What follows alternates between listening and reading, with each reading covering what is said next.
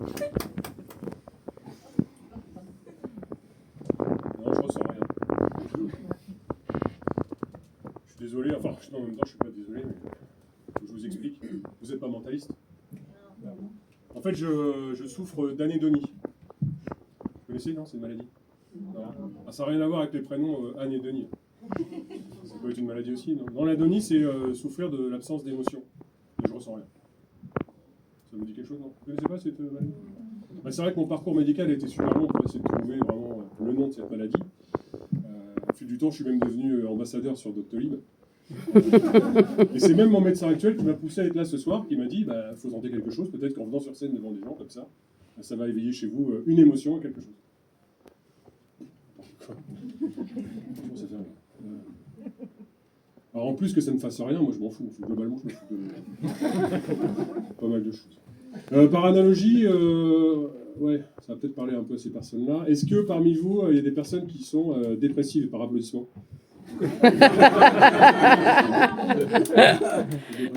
y en a d'autres, non? Vous avez quand même des têtes de dépressifs, non? Alors, c'est un peu comme la dépression, l'anédonie, sauf qu'en plus, on s'en fout. C'est vrai, hein? Bah, je vais vous faire un aveu, mais vous n'êtes pas impressionnant du tout. Non, vraiment pas. Et moi, je me suis dit, ça va être impressionnant, en fait. D'ailleurs, vous, monsieur. Là, oui, monsieur. Oui. Vous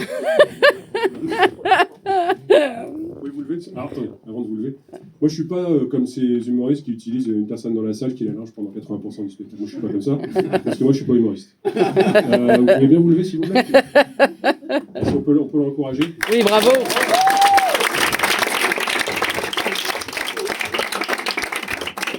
Ben, monsieur, c'est la personne la moins impressionnante de la salle. Merci, je vous rassure. Alors, bien entendu, j'ai essayé pas mal de trucs pour réveiller chez moi des émotions. Hein. Je suis un peu comme tout le monde. Hein. Je me suis marié, j'ai fait des gosses, j'ai divorcé. En fait, moi, les seuls trucs que je ressens, c'est la déception. Et en plus, la déception que je ressens, elle est décevante parce que je m'y attends. J'ai essayé aussi les trucs à sensation. Vous connaissez la foire Saint-Romain J'ai essayé plein de manèges qui font peur. Quoi. Rien. Il y a eu un moment, j'ai eu un peu peur. C'est à l'ours noir. Et encore, j'étais malade que le lendemain. C'est bon, j'ai 8 minutes là. C'est 15. C'est 15.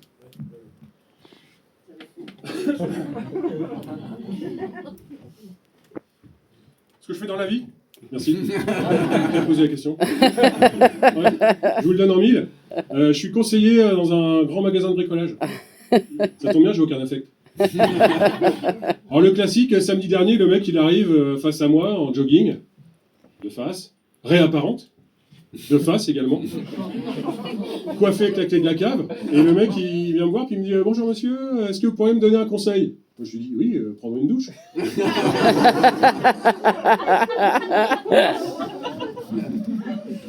Si j'ai des passions? Oui, j'ai une passion principale dans la vie, je peins des nids d'oiseaux. Alors j'ai un rapport très amical avec les animaux, en fait ça vient de mon passé. Parce que quand j'étais petit, en fait, mes parents m'ont oublié ou abandonné, disent certains, en forêt. Et pendant ces 6 années, si vous voulez, j'ai eu le temps de tisser des liens forts avec les animaux de la forêt, parce que j'avais le projet de me faire une maison, en fait. Et je voulais me faire une maison en bois, et du coup, je me suis fait aider par des castors, parce qu'ils sont super les castors pour les fondations. Et on avait une ambiance sur le chantier hyper fraternelle, on était tous là ensemble, des grands moments, quoi, des grands moments de rigolade. C'était dur, mais on rigolait, quoi. Puis le soir, il y avait le père, il nous racontait des histoires au coin du feu, c'était cool.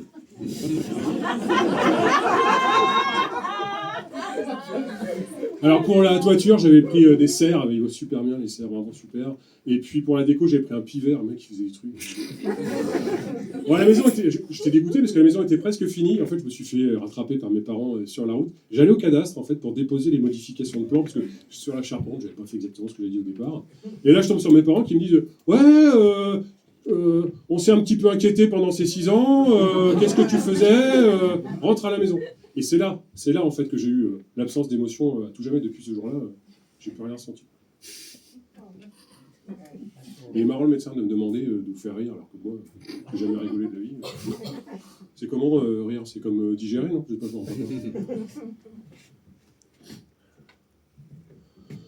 Bon, c'est vrai que j'aurais pu préparer un peu plus mon passage. Bah, je me disais, en fait, j'étais tranquille. Je me disais, c'est un peu comme quand on révise le bac en regardant Roland Garros. On se dit, bah voilà, tu marches peu sous la pression et tout. Puis je me suis dit, ça va venir, hein, au fur et à mesure, ça va venir. Puis c'est pas venu tant que ça. C'est dommage parce que j'avais quand même beaucoup d'attentes avec ma rencontre avec le public, un peu comme quand on a un rendez-vous avec un dermato. D'ailleurs, à ce sujet, vous êtes mieux de commencer des études de dermato que d'attendre d'avoir un rendez-vous. Vous allez gagner du temps. Surtout dans l'heure. D'ailleurs, ceux qui cherchent du boulot, ce soir, si vous voulez être dermato, on en a besoin. D'ailleurs, Macron, il s'est penché sur le sujet. Il est formidable, ce type-là, il a des solutions pour tout, incroyable. Le diplôme de dermato, il va passer en 2 ans.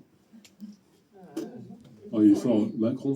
Il a une espèce de super pouvoir, Macron. Moi, j'ai l'impression que tout ce qu'il touche, il le transforme en merde. C'est vrai, hein. Macron, pour moi, c'est un peu comme pour une femme, ce serait d'avoir des contractions et se dire, rien à faire, faut attendre que ça passe. Ça fait que 8 ans qu'il est en place, faut laisser le temps de trouver ses marques. Bon, c'est vrai qu'en ce moment, il nous a parlé d'un plan Marshall, alors que c'est plutôt un plan Marshmallow. Chansonnier. Non, c'est nul, c'est rien.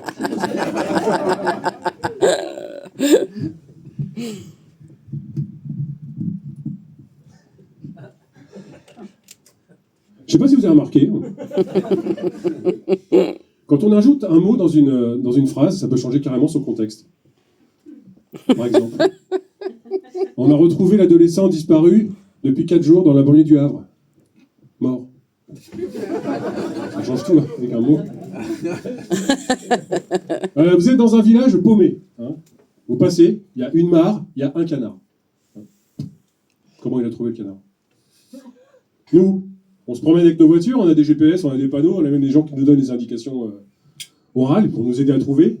Et puis là, on ne trouve pas. Puis on est là, on appelle, on fait oh là là, ça fait 20 minutes qu'on tourne avec Titouan, on doit être nouilles, on ne trouve pas. Le canard, il ne connaît pas. Il ne sait même pas que ça existe. Et il trouve. C'est fort, non? Et vous savez qu'un canard, si on lui coupe la tête, il continue à marcher. Alors que si on lui coupe les pattes... Vous voulez faire une imitation? J'ai encore un peu de temps. Vous aimez les imitations? Oui. Là, c'est vraiment un grand acteur international. Tom Cruise. Ah ouais. Que la bouche.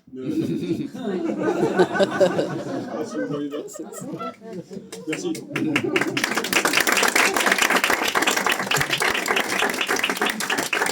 J'adore l'odeur du sif. Le produit ménager. J'ai noté d'autres trucs, des blagues à faire. Ah oui. Je sais pas ce que ça ferait de passer une semaine de vacances avec Jean-Marc Jancovici. C'est tout. Enfin, faut juste... Il est là, mon médecin, ce soir. Parce qu'il devait venir voir si ça avait marché ou pas. Voilà. Voilà. On manque de médecins. C'est pas une raison. Moi, j'aimerais pas être aveugle, parce que déjà, chercher mes clés pendant 5 minutes... Je peux vous faire une imitation, je pense que vous avez bien accroché sur les imitations. Oui. Vous aimez bien, vous, Laurent Gérard, non? Non, oui, c'est un cachot. Hein. Je vous fais une imitation, c'est mon voisin Thierry.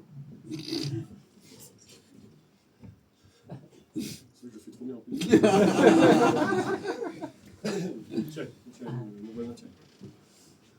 Alors, on avait loué une petite voiture en arrivant à Milan, et ce genre de petite voiture où hop, tu te gares comme ça, tu te faufiles, et t'es très bien en ville, c'est très très pratique. Et avec Claire, on s'est dit qu'on allait peut-être en acheter une pour Ron. Il y a une deuxième vanne de Thierry. On a pris de l'induction. C'est comme le gaz, mais c'est mieux. Parce que on a vite chaud et on peut faire du bas modéré. Voilà, c'était mon voisin Thierry.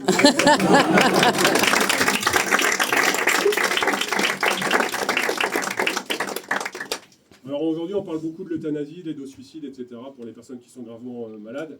Et nous, on en a parlé au sein de mon groupe familial et on est prêts. Et pas plus tard qu'il y a 15 jours, le médecin m'a appelé pour aller à l'hôpital, me rendre rapidement au chevet de ma femme, tout de suite j'y suis allé quoi. Et on était prêts, on en avait parlé, donc c'était pas non plus tout dur ou douloureux. Je rentre dans la chambre et je dis au médecin, c'est bon, vous pouvez le débrancher. Et le médecin me dit, ouais, mais enfin, c'est une entorse.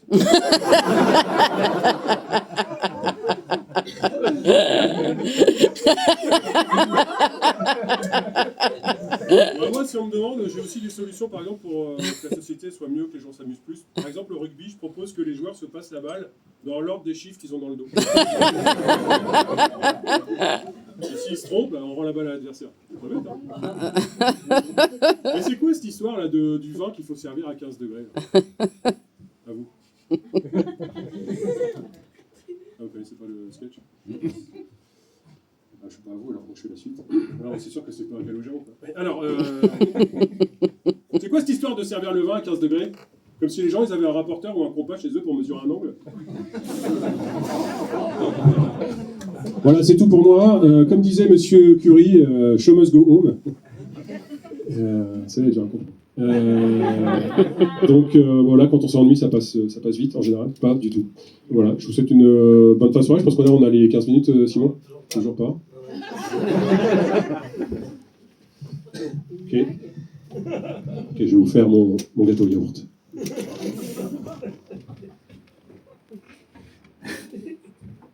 Non, ce que j'avais prévu, hein, forcément que les gens demandent toujours plus. Donc je vais vous faire mon gâteau au yaourt.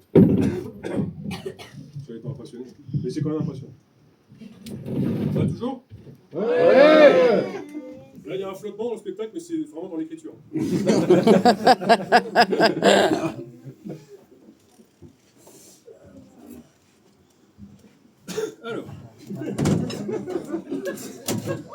Alors, je ne vais pas vous faire n'importe quel gâteau, hein, je vous fais le gâteau yaourt. Le gâteau yaourt, pardon, hein, c'est le roi des gâteaux, c'est le papa des gâteaux, les enfants, d'accord? Bien, c'est très important. Moi, je vais vous donner tout ce qui est mes strips pour réussir une recette. Les treats, le strips, enfin, je ne sais plus comment on dit, pour réussir à coup sûr le gâteau yaourt. Alors déjà, la première chose, c'est que moi, mon premier strips que je vous donne, c'est d'en faire toujours 2. Comme ça, si j'en rate un, mais il en reste un.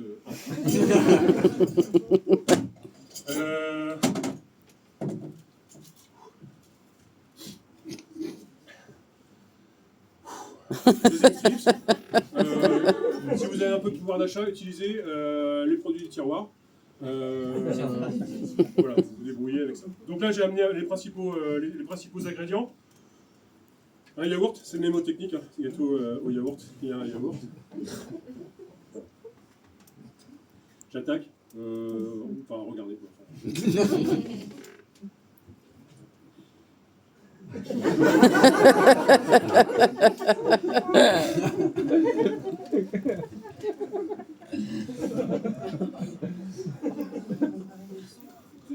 Alors, ça nous servira de doseur. C'est la base vraiment du... Donc je mets mon yaourt dans mon saladier. J'aurais pu au préalable le peser pour savoir combien j'en avais de yaourt. Là, c'est facile, ça indique 1, ça fait 1 yaourt. De la farine. Alors c'est important, l'autre jour j'allais à la boulangerie et je faisais la queue, midi et demi, j'allais acheter un sandwich. Et puis la vendeuse, elle s'adresse à moi, puis elle me dit c'est pour la formule? Je ne savais pas trop quoi répondre, je dis oui.